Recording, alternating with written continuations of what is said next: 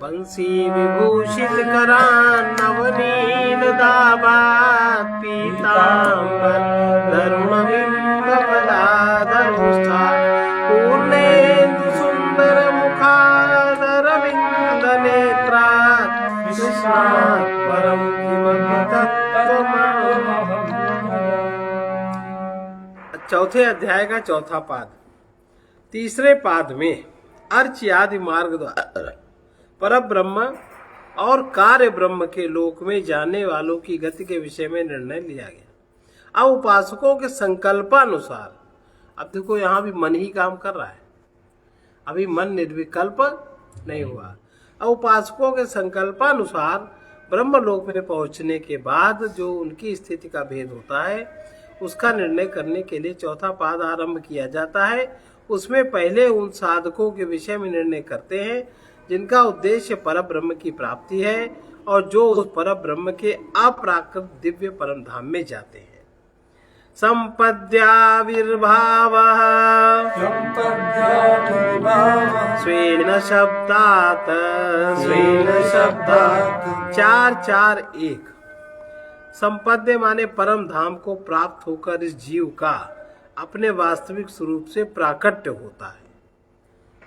परम धाम, ये परम धाम उस परम धाम की बात है जिसको कृष्ण नहीं, जो भागवत वाले लोग कृष्ण का परम धाम कहते हैं। जीव के अपने स्वरूप से प्राकट्य होता है, क्योंकि श्रुति में ऐसा ही कहा। जो यह उपासक इस शरीर से ऊपर उठकर परम ज्ञान स्वरूप परम धाम को प्राप्त होता है वो वहां अपने वास्तविक स्वरूप से संपन्न हो जाता है। यह आत्मा है ऐसा आचार्य ने कहा। यह उसको प्राप्त होने वाला अमृत है, अभय है और यही ब्रह्म है। निसंदेह उस इस प्राप्तव्य पर ब्रह्म का नाम सत्य है। छांदोग्य उपनिषद 8:3-4। इस श्रुति से यही सिद्ध होता है कि परम धाम को प्राप्त होते ही वो साधक अपने वास्तविक स्वरूप से संपन्न हो जाता है, अर्थात प्राकृत सूक्ष्म शरीर से रहित, श्रुति में बताए हुए पुण्य पाप शून्य, जरा मृत्यु आदि विकारों से रहित, सत्य काम सत्य संकल्प शुद्ध एवं अजर अमर से युक्त हो जाता है। छांदोग्य उपनिषद 8:1-5। इस प्रकरण में जो संकल्प से ही पितर आदि की उपस्थिति होने का वर्णन है वो ब्रह्म विद्या के महात्मा का सूचक है। उसका भाव यह है कि जीवन काल में ही हृदयाकाश के भीतर संकल्प से पितृलोक आदि के सुख का अनुभव होता है और न कि ब्रह्मलोक में जाने के बाद, क्योंकि उस प्रकरण के वर्णन में यह बात स्पष्ट है कि वहाँ जीवन काल में ही उनका संकल्प से उपस्थित होना कहा। छांदोग्य उपनिषद का 8:2-1-10 तक। इसके बाद उसके लिए प्रतिदिन यहाँ हृदय में ही परमानंद की प्राप्ति होने की बात कही। छांदोग्य उपनिषद 8:3-3। तदंतर शरीर छोड़कर परम धाम में जाने की बात बताई है। छांदोग्य उपनिषद 8:3-4 और उसका नाम सत्य था, सत्यलोक कहा गया। भूर्भुवा स्वामा जना तपा सत्यम। उसके पूर्व जो यह कहा कि जो यहाँ इस आत्मा को तथा इन सत्य कामों को जानकर परलोक में जाते हैं उनका सब लोकों में इच्छानुसार गमन होता है। छांदोग्य उपनिषद 8:1-6। यह वर्णन आत्मज्ञान की महिमा को दिखाने के लिए है, किंतु दूसरे खंड का वर्णन तो स्पष्ट जीवन काल का है। उक्त प्रकरण दाहर विद्या का है और दाहर यहाँ पर ब्रह्म परमेश्वर का वाचक है। ये बात पहले सिद्ध की जा चुकी, ब्रह्म सूत्र 1-3-14। इसलिए यहाँ यह नहीं कहा जा सकता कि यह प्रकरण हिरण्यगर्भ की या जीवात्मा के अपने स्वरूप की उपासना का है। संबंध उस परम धाम में जो वह उपासक अपने वास्तविक स्वरूप से संपन्न होता है उसमें पहले की अपेक्षा क्या विशेषता होती है, इस जिज्ञासा पर कहते हैं। पहले मार्ग जब उसका शरीर रहता है और जब शरीर छोड़ के जाता है उसमें क्या विशेषता होती है। मुक्ता प्रतिज्ञानात 4-4-2। प्रतिज्ञा की जाने के कारण यह सिद्ध होता है कि वो स्वरूप सब प्रकार के बंधनों से मुक्त होता है। श्रुति में जगह जगह प्रतिज्ञा की गई है कि उस परब्रह्म परमात्मा के लोक को प्राप्त होने के बाद यह साधक सदा के लिए सब प्रकार के बंधनों से छूट जाता है। मुंडक उपनिषद 3-2-6। इसी से यह सिद्ध होता है कि यह अपने वास्तविक स्वरूप से संपन्न होने पर उपासक सब प्रकार के बंधनों से रहित सर्वथा शुद्ध दिव्य विभू विज्ञानमय होता है। उसमें किसी प्रकार का विकार नहीं रहता। पूर्व काल में अनादि सिद्ध कर्म संस्कारों के कारण जो उसका स्वरूप कर्मानुसार प्राप्त शरीर के अनुरूप हो रहा था। ब्रह्म सूत्र 2:3-30 परम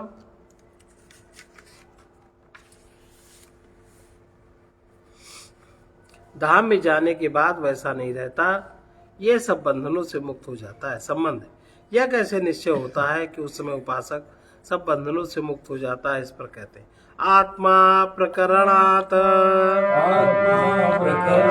4:4-3 प्रकरण से यह सिद्ध होता है कि वो आत्मा शुद्ध ही हो जाता है।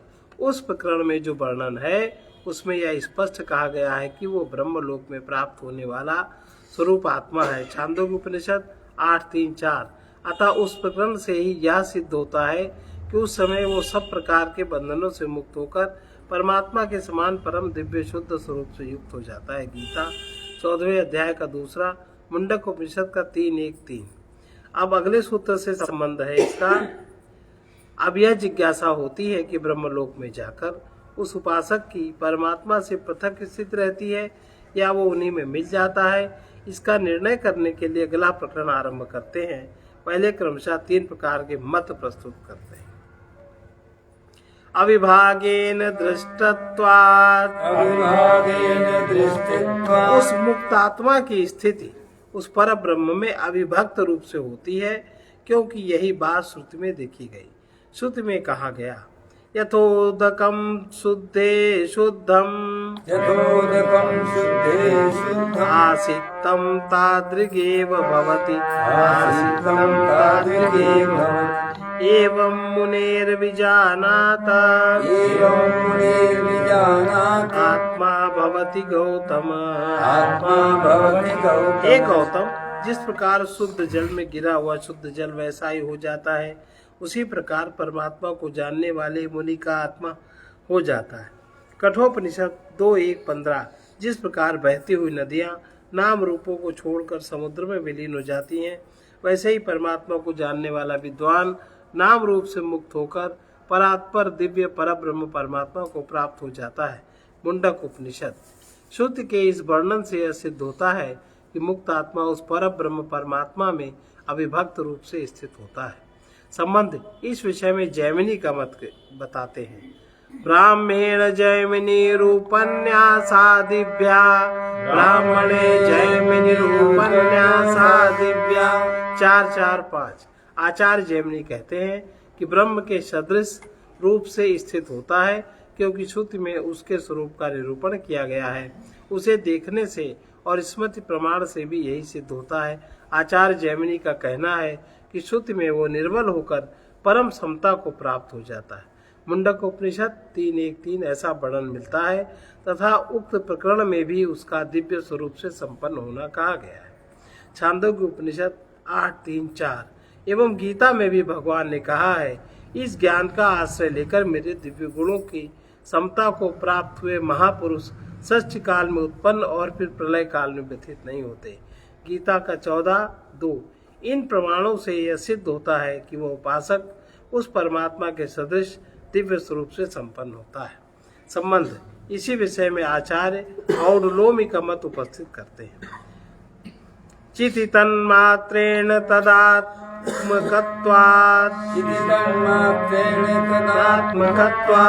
दित्यो डुलोमी 4:4-6 केवल चेतन मात्र स्वरूप से स्थित रहता है, क्योंकि उसका वास्तविक स्वरूप वैसा ही है। ऐसा आचार्य औडलोमी कहते हैं। परम धाम में गया हुआ मुक्तात्मा अपने वास्तविक चैतन्य मात्र स्वरूप में स्थित रहता है, क्योंकि श्रुति में उसका वैसा ही स्वरूप बताया गया है।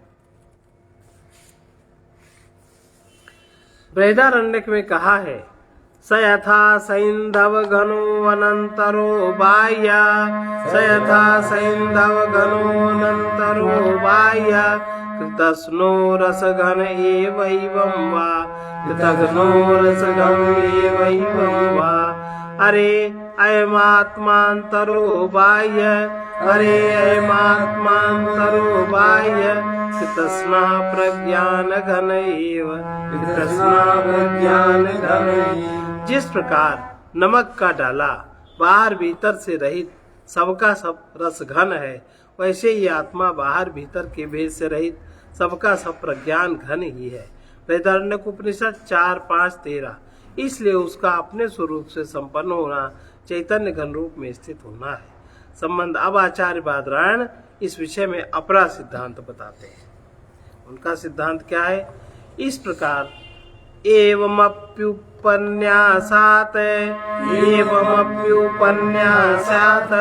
पूर्वभावाद विरोधम बादरायण 4:4-7। इस प्रकार से अर्थात औडलो में जैमिनी के कथनानुसार भी श्रुति से उस मुक्तात्मा के स्वरूप का निरूपण होने से तथा पहले चौथे सूत्र में कहे हुए भाव से भी सिद्धांत में कोई विरोध नहीं है, यह बादरायण कहते हैं। आचार्य जैमिनी के कथनानुसार मुक्तात्मा का स्वरूप परब्रह्म परमात्मा के सदृश दिव्य गुणों से संपन्न होता है।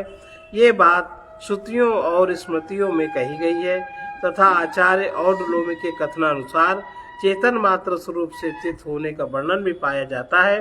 इसी प्रकार पहले 4:4-4 सूत्र में जैसा बताया गया है उसके अनुसार परमेश्वर में अभिन्न रूप से स्थित होने का वर्णन मिलता है। इसलिए यही मानना ठीक है कि उस मुक्तात्मा के भावानुसार उसकी तीनों ही प्रकार से स्थिति हो सकती है, इसमें कोई विरोध नहीं। अब अगले सूत्र से इसका संबंध है। यहाँ तक परम धाम में जाने वाले उपासकों के विषय में निर्णय किया गया। अब जो उपासक प्रजापति ब्रह्मा के लोक को प्राप्त होते हैं उनके विषय में निर्णय करने के लिए अगला प्रकरण आरंभ किया जाता है। यहाँ प्रश्न होता है कि उन उपासकों को ब्रह्म लोकों के भोगों की प्राप्ति किस प्रकार होती है, इस पर कहें।